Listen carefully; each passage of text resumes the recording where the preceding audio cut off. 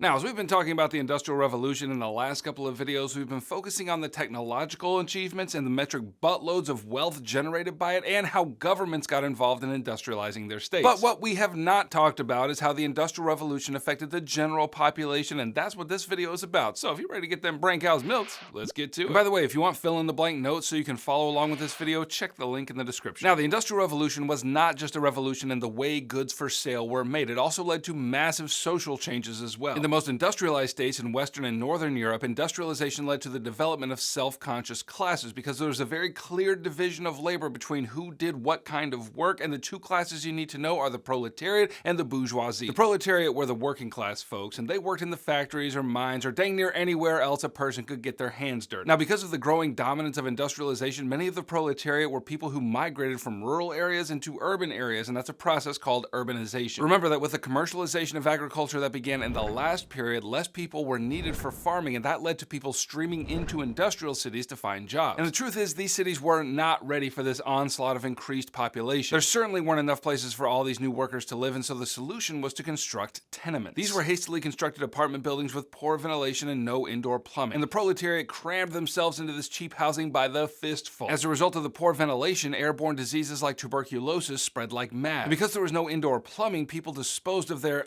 waste out the window. So to be a working class factory laborer living in these conditions was nasty. And although their living conditions were awful, there was a sort of solidarity among the working class. Like I said before, people began to grow more self-conscious about the class of which they were members. And this was probably more true among the proletariat because many of them had left their extended families in rural areas to come to find work in the cities. And that way, the middle class banded together to provide the support many of them were lacking. For example, they created mutual aid societies in which they pledged to help each other in times of need. Now, the second class that solidified during this time was the bourgeoisie, or the middle class. Now, they didn't work in factories, but rather management jobs and medicine and law. These were the white-collar workers of the age, which means they didn't get their hands dirty, but rather worked more with their thinky parts. And although many of them did live in the cities where they worked, a growing number of them had the means to move outside the cities to suburbs where they could keep their collars white and not dwell in those stanky cities. Now, like the proletariat, the bourgeoisie also became increasingly conscious of their class membership, but for them it was less about banding together to help each other in times of need, but rather through the activities they engaged in. They formed philanthropic organizations to endow public works like museums and schools and hospitals. Others gathered into social organizations like the Freemasons, which was by this time a fraternal organization that the middle class could join to help each other pursue their common interests. Now, everything I just said about the development of classes mainly applies to Western and Northern Europe. In Eastern and Southern Europe, industrialization was slow to take place, and that means the condition for dividing the bourgeoisie from the proletariat did not really exist. In those places, the older agricultural economies continue to be dominated by the agricultural elites. In other words, socially speaking, in Northern and Western Europe, the changes between 1750 and 1850 were massive and disruptive, but in Southern and Eastern Europe, social structures remained largely unchanged during that century. You smell what I'm stepping in? Okay, now let's turn the corner and consider how the institution of the family was affected by industrialization. Among the bourgeoisie, the focus became nurturing the nuclear family, which indicated parents and children only and not the extended family. That meant that women and children did not work. Instead, in the middle class, there were rigidly defined gender roles. The men worked and the women stayed home and raised the children, and this became known as the cult of domesticity. And this wasn't just a practical arrangement, it was a status symbol. If a man made enough money that his wife and children didn't have to work like those lowly working class people did, well, that's when you know you officially became fancy schmancy. The proletariat, on the other hand, had every member of the family working, including the children. And I know to us that sounds like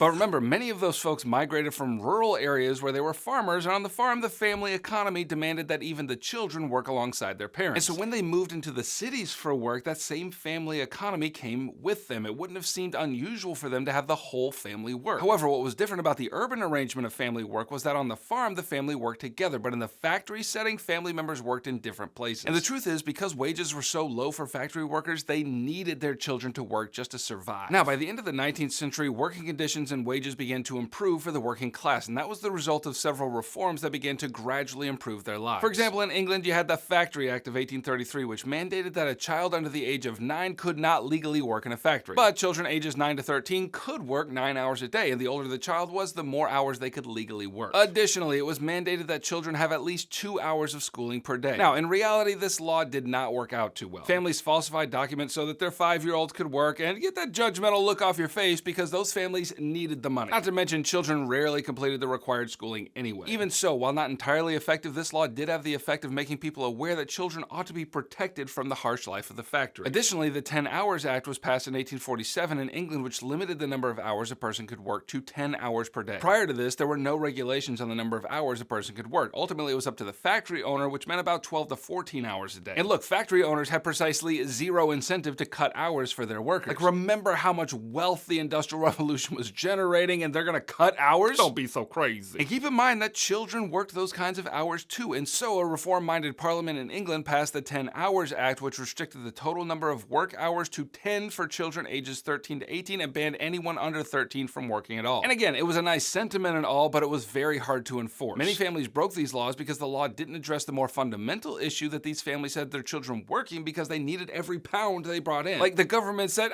your children shouldn't be working, protect them, but in reality they're saying you need to figure out a way to live on half your income, so good luck. Anyway, when people weren't working, a new leisure culture grew up to make sure that they had places where they could relax and spend their leisure hours. Expansive urban parks were built for leisurely strolls or rides on the new contraption called a bicycle. Vaudeville theaters sprang up, which combined music and dancing and a variety of other acts in one show. And spectator sports became big business as well, sports like boxing and horse races and rugby. And the last thing we need to talk about regarding the family is how people began to marry for love. And this was especially prominent among the middle class, although it started to filter down to the working class as well. Thanks to factors like increased finances and ideals set by novelists like Jane Austen, whose characters married each other for love and not for money, this companionate marriage became the ideal. Alright, click here to keep reviewing for Unit 6 of AP European History. Click here to grab my AP Euro review pack, which will help you get an A in your class and a 5 on your exam in May. I'll catch you on the flip-flop. Heimler out.